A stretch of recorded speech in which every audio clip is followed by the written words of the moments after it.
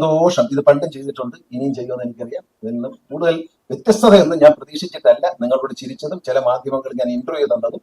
എന്റെ കഴിവുകൾ അംഗീകരിക്കരുത്. ഞാനൊരു സ്നേഹം കൊണ്ട് തന്നു, കുറെ നാളായിട്ട് ചോദിച്ചു തന്നു, പക്ഷെ തന്നതിന്റെ ഫലം എനിക്ക് തന്നു.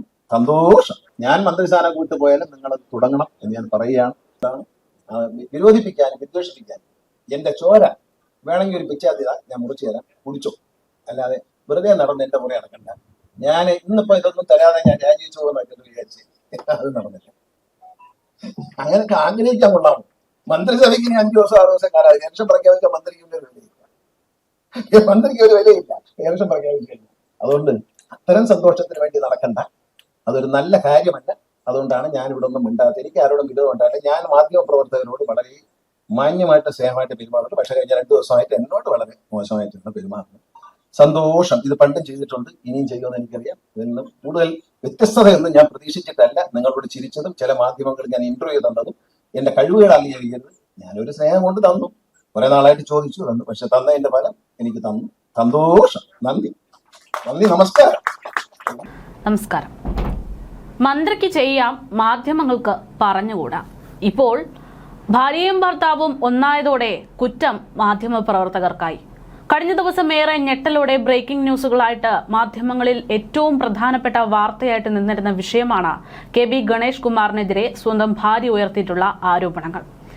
തന്റെ ഭർത്താവിനെ, MLA ആയിട്ടുള്ള ഭർത്താവിനെ താൻ കാണാൻ പാടില്ലാത്ത രീതിയിൽ ഒരു യുവതിയോടൊപ്പം കണ്ടു എന്നുള്ള വെളിപ്പെടുത്തൽ, അതിന് പിന്നാലെ ഒരു മന്ത്രിയാണ് എന്ന് പോലും ഓർക്കാതെ ഗതാഗത മന്ത്രി KB ഗണേഷ് കുമാർ നടത്തിയിട്ടുള്ള പ്രതികരണങ്ങൾ, വട്ടുള്ള ആർക്ക് വേണമെങ്കിലും മുഖ്യമന്ത്രിയുടെ പ്രത്യേക അടിയന്തര കോൾ നമ്പർ ആയിട്ടുള്ള ആ ഒരു അത്യാഹിത വിഭാഗത്തിലേക്ക് വിളിച്ച് പരാതി നൽകാമെന്നുള്ള പരാമർശം നടത്തുന്നു. അത് മാത്രമല്ല, തനിക്ക് പ്രണയം എന്ന് പറയുന്നത് ഇനിയും ഒരുപാടുണ്ട്, 5000-ഓളം പ്രണയമുണ്ട് എന്നുള്ള ആത്മവിശ്വാസത്തിലുള്ള പ്രതികരണം. തിരഞ്ഞെടുപ്പ് അടുത്തിരിക്കുന്ന സാഹചര്യത്തിലാണ് ഇത്തരത്തിലുള്ള അവിഹിത കഥകൾ വലിയ രീതിയിൽ വിമർശനങ്ങൾക്ക് വഴിവെച്ചുകൊണ്ട് പുറത്തേക്ക് വന്നത്. പക്ഷേ ഇന്നിപ്പോൾ ഭാര്യയും ഭർത്താവും തമ്മിൽ സംസാരിച്ച് വിഷയം ഒത്തുതീർപ്പായി, ഇനി ആരും ഇതിൽ ഇടപെടരുത് എന്ന് പറയുന്നു ഭാര്യയും ഭർത്താവും. എന്നാൽ ഇതിനു മുൻപ് മറ്റൊരു MLA ആയിട്ടുള്ള, കോൺഗ്രസ് MLA ആയിട്ടുള്ള രാഹുൽ മാങ്കൂട്ടത്തിനെതിരെ വലിയ രീതിയിലുള്ള ആക്ഷേപങ്ങൾ, രാജിയടക്കം ആവശ്യപ്പെട്ട് രംഗത്തെത്തിയിട്ടുള്ള മന്ത്രി ഗണേഷ് കുമാറിനെതിരെയാണ് ഈ ആരോപണങ്ങൾ ഇപ്പോൾ ഉണ്ടായിട്ടുള്ളത് എന്നുള്ളതാണ് പ്രാധാന്യമേറുന്നത്.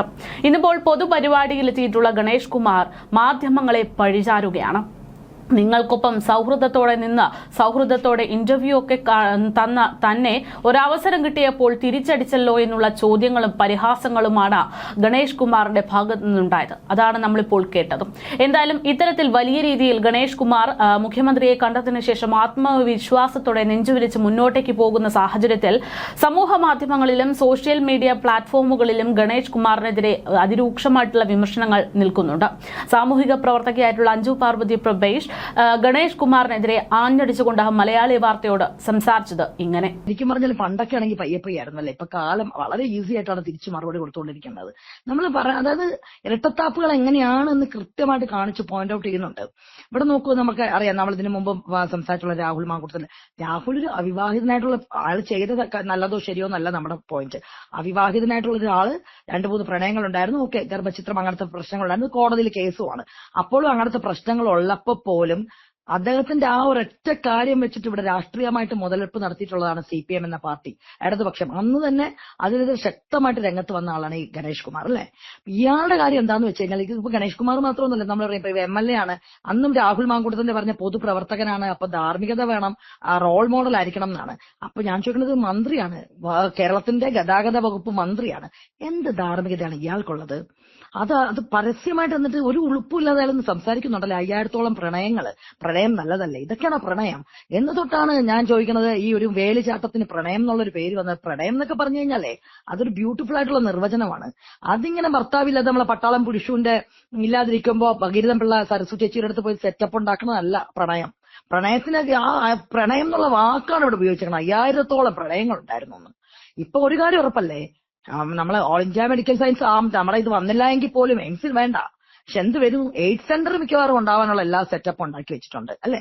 ഞാൻ എന്നിട്ട് നോക്കി നമ്മുടെ മൊത്തത്തില് പ്രൊഫൈലുകളിലൊക്കെ നോക്കി, ഡ്രോൺ പാർട്ടി നോക്കി, കേരളത്തിലെ വട്ടപ്പൊട്ടിസ്റ്റ് ഫെമിനിസ്റ്റുകൾ ഇതിനെക്കുറിച്ച് എന്തെങ്കിലും പറഞ്ഞിട്ടുണ്ടോ? ദുബായ് ബേസ്ഡ് ആയിട്ടൊക്കെ ഭയങ്കരമായിട്ട് പാട്രിയാർക്കിയുടെ ഇതൊക്കെ എടുത്ത് കൊടുക്കുകയും കൊണ്ട് ഓടിയ കുറെ ടീംസ് ഉണ്ടായിരുന്നല്ലോ, പുട്ടിയിട്ട കുറെ പെണ്ണുങ്ങള്. ഒരാൾക്ക് ഒരക്ഷരം സംസാരിക്കാനില്ല. ഇവിടെ രണ്ട് കാര്യങ്ങളുണ്ട്. നമുക്ക് ഗണേഷ് കുമാറിന്റെ അദ്ദേഹത്തിന്റെ കാര്യം പറയുമ്പോൾ തന്നെ അറിയാം, ഇതേ ഗണേഷ് കുമാറാണ് സരിതയുടെ ഇഷ്യൂ ഉണ്ടായിട്ട് നമ്മുടെ ചാണ്ടി സാറിനെ ഏറ്റവും കൂടുതൽ സമൂഹത്തിന്റെ മുന്നിൽ എന്താ പറയാ തേജോവധം ചെയ്യാൻ ഇട്ടുകൊടുത്ത ഒരാളായിരുന്നു ഈ ഗണേശൻ. എനിക്ക് ശരിക്കും പറഞ്ഞ ഈ മന്ത്രിസഭയിൽ മറ്റൊരു ഇടതുപക്ഷ മന്ത്രികളോടും ഇത്രയും അമർഷമില്ല. പക്ഷെ പുള്ളിക്കാരാണ്, കാരണം ഒരു പാർട്ടിയിൽ നിന്നിട്ട് ആ സ്വന്തം അതിലുള്ളൊരു മുതിർന്നൊരു മനുഷ്യനെ കൊണ്ടുവന്ന് അതിന്റെ ഇടയിൽ കൊണ്ടുവന്ന് ട്വിസ്റ്റ് ചെയ്തിട്ട് സ്വന്തം സ്വഭാവ വൈകല്യം, അത് ഇതൊക്കെ അയാളുടെ ലൈംഗിക വൈകൃതമാണ്. ആ വൈകൃതം മറക്കാനൊക്കെ വേണ്ടിയിട്ട് വേറൊരു മനുഷ്യന്റെ തലയിൽ കൊണ്ടുവന്നിട്ട് വന്ന മന്ത്രിസഭ ഒത്തിരി പ്രശ്നങ്ങൾ ഉണ്ടാക്കിയിട്ട് ഇയാൾ എന്ത് ചെയ്തു, മറുകണ്ഠം ചാടി കഴിഞ്ഞപ്പോഴേക്കും അതുവരെ ഇടതുപക്ഷം ഭയങ്കരമായിട്ട് നിന്ന ഇടതുപക്ഷം എന്ത് ചെയ്തു, ആ ഗണേശനെ പോലെ ഒരു വിശുദ്ധൻ ഇല്ലാന്ന് പറഞ്ഞു. കോഴമാണി എന്ന് വിളിച്ചോണ്ടിരുന്ന ആളെ രൂപക്കൂട് പണിത പോലെ ഗണേശൻ, അതുവരെ കോഴി ഗണേശൻ എന്ന് വിളിച്ചോണ്ടിരുന്ന ഗണേശൻ അതോടുകൂടി ഇടതുപക്ഷത്തിന്റെ ഒപ്പം സഞ്ചരിച്ചു തുടങ്ങിയപ്പം വിശുദ്ധനായി. ഇത് തന്നെയല്ലേ പലപ്പോഴും നമ്മൾ കണ്ടുകൊണ്ടിരിക്കുന്ന പല കാര്യങ്ങളിലും ഇടതുപക്ഷത്തിന്റെ ഇരട്ടത്താപ്പാണ് ഇവിടെ ശക്തമായിട്ട് നമ്മൾ കണ്ടുകൊണ്ടിരിക്കുന്ന പല ഇൻസ്റ്റൻസും. ഇവിടെ ഇതിൽ ഡോക്ടർ യാമിനി തങ്കച്ചി മുൻപും പറഞ്ഞിട്ടുണ്ടായിരുന്നു അല്ലെ, ഏതോ ഇയാളൊരു മന്ത്രിയാണോ? കാരണം ആലോചിച്ചോക്ക്, ഏതൊക്കെയോ വീടുകളിൽ മതിൽ ചാടി കണ്ട ഭർത്താക്കന്മാര് മുഖത്ത് മുഴുവൻ അടിച്ച് അതിന്റെ അടയാളവും വെച്ച് നടക്കണ മനുഷ്യൻ ചാപ്പയാണ്. ഞാൻ പറഞ്ഞ എന്താ നമ്മൾ പറയല്ലോ, പുരുഷുവിന്റെ തോക്ക് വെച്ചിട്ട് പാത്തി വെച്ചിട്ട് അടി കൊടുത്ത പോലാണ് ഇയാൾക്ക് അവിടെ നിന്നാ കിട്ടുന്നത്. ഇത് അതിനൊപ്പം തന്നെ ഇപ്പോഴത്തെ ഭാര്യയല്ലേ ബിന്ദു പറഞ്ഞിട്ടുണ്ട്, ഡൊമസ്റ്റിക് വയലൻസ് ഉണ്ട്. സെയിം ഡൊമസ്റ്റിക് വയലൻസ് ആണ് പറഞ്ഞത്, ഗാർഹിക പീഡനമാണ് പറഞ്ഞിട്ടുണ്ടായിരുന്നത് യാമിനി തങ്കച്ചി. ഇതുപോലത്തെ നമുക്കറിയാം. ഞാൻ എപ്പോഴും വിചാരിക്കും, ഇപ്പൊ MLA ആയിരിക്കുന്ന ശ്രീ മുകേഷ്, അദ്ദേഹത്തിന്റെ ഭയങ്കരമായിട്ടുള്ള ഡൊമസ്റ്റിക് വയലൻസിനെ കുറിച്ച് സംസാരിച്ച ഇന്റർവ്യൂ ചെയ്ത ആളായിരുന്നു വീണ ജോർജ്, നമ്മുടെ ആരോഗ്യവകുപ്പ് മന്ത്രി. അപ്പൊ ഇങ്ങനെയുള്ളവരൊക്കെ സ്വന്തം പാർട്ടിയിൽ വന്നു കഴിഞ്ഞാൽ അവർക്കൊക്കെ വിശുദ്ധന്റെ കുപ്പായം കൊടുക്കും.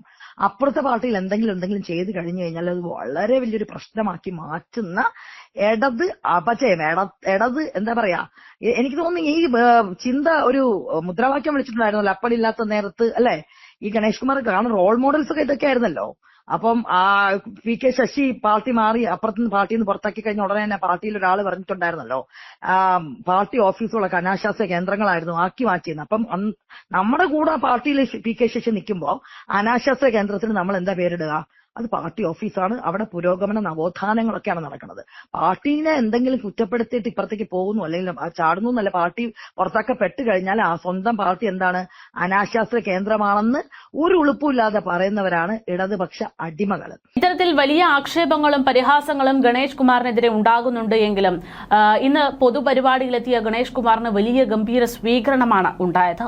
ഗണേഷ് കുമാറിന് അഭിവാദ്യങ്ങൾ അർപ്പിച്ചുകൊണ്ട് പ്രവർത്തകരും, രാഷ്ട്രീയ പ്രവർത്തകരും, പാർട്ടി പ്രവർത്തകരും, അതോടൊപ്പം തന്നെ KSRTC പ്രവർത്തകരും ഒക്കെ തന്നെ അവിടെ സജീവമായിരുന്നു. ഇന്ന് വിവാദങ്ങൾക്ക് ശേഷം ഗണേഷ് കുമാർ പൊതുപരിപാടിയിൽ പങ്കെടുത്തപ്പോഴുണ്ടായിട്ടുള്ള ദൃശ്യങ്ങളാണ് ഇനി കാണാൻ പോകുന്നത്.